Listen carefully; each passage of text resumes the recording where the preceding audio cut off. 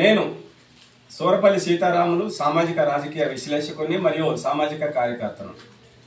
ఈరోజు మన SLR@5 YouTube ఛానల్కు మనం ఇస్తున్నటువంటి అంశం ఏమంటే పిచ్చి కుక్కలు పట్ల అప్రమత్తంగా ఉండాలి. వానాకాలం సీజన్ స్టార్ట్ అయింది. మరి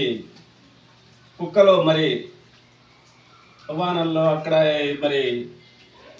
అశుభ్రమైనటువంటి ప్రాంతాల్లో తిరిగి మరి వాటికి ఈ కాలంలో ఇప్పుడు వానాకాలం సీజన్ ప్రారంభంలో మరి పిచ్చి కుక్కలుగా మరి వీధులెంబడి తిరుగుతూ ఉంటాయి. ఈ క్రమంలో మరి ప్రజలు పిల్లలు అందరూ అప్రమత్తంగా ఉండకపోతే మరి పిచ్చి కుక్కల కాట్లకి గురయ్యి మరి హాస్పిటలైజ్ అవ్వడానికి అవకాశం ఉంటుంది. కనుక ముందుగానే అప్రమత్తంగా ఉండి ఈ పిచ్చి కుక్కలకి దూరంగా ఉండి మరి మీ విలువైనటువంటి ప్రాణాలని డబ్బుని కాపాడుకోవాల్సిన అవసరం ఎంతైనా ఉందని తెలియజేసే కార్యక్రమం ఇది. ముఖ్యంగా మరి ఈ పిచ్చి కుక్కలు ఇప్పుడు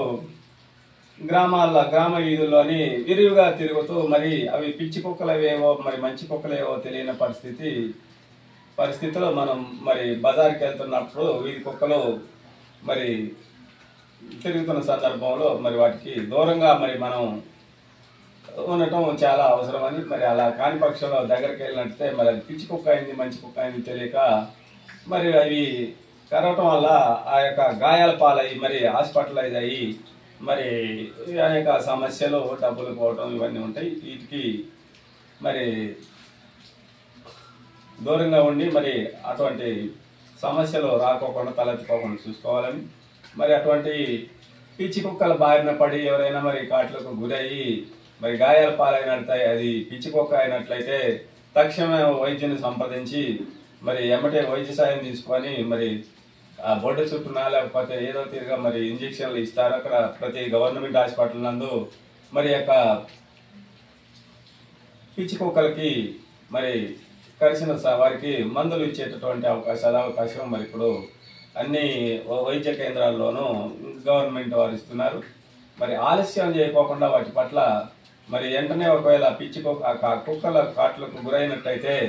మీరంతా కూడా వెంటనే మరి దగ్గరలోని ప్రభుత్వ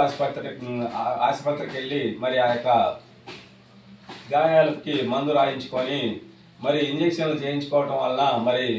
ప్రాణాపాయ స్థితి నుండి తప్పించుకోవడానికి అవకాశం ఉంటుందని, అలా కాని పక్షంలో మరి వాటిని అశ్రద్ధ చేసి మరి ఆ గాయాలతోటి మరి ఆ పుండ్లతో ఆ విధంగానే తిరుగుతూ మీరు వానలకు తడిచినట్లయితే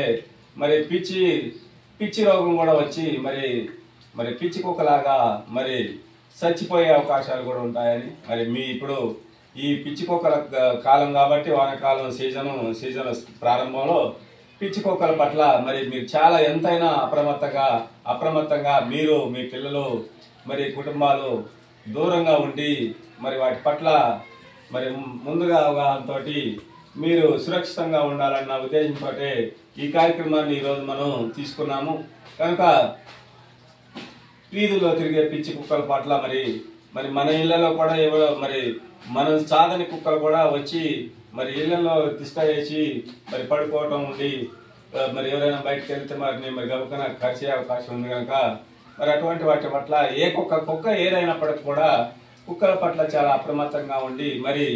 వాటిని దూరంగా పెట్టి మరి వాటికి దూరంగా ఉంటూ మరి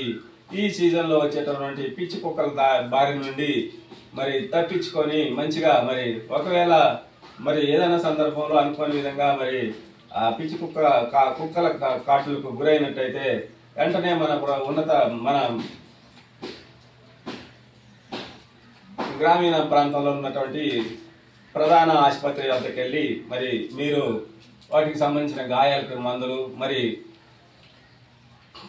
ఇంజక్షన్లు వేయించుకున్నట్టయితే వాటిని నివారించి మరి కొంత సేఫ్గా ఉండడానికి అవకాశం ఉంటుందని, ఆ విధంగా మరి ఈ చాలా ముఖ్యమైనటువంటి విషయం ఇది. మీరు ఆ విధంగా అప్రమత్తంగా ఉండి మీరు మీ పిల్లలు ఈ యొక్క పిచ్చి కుక్కల బారి నుండి తప్పించుకొని మరి మీరు సురక్షితంగా జీవించాలంటే ఖచ్చితంగా కుక్క ఏదైనా సరే మరి దాన్ని చూడంగానే దూరంగా కొట్టడం కానీ లేకపోతే అది మరి మేలుకొస్తున్నట్టయితే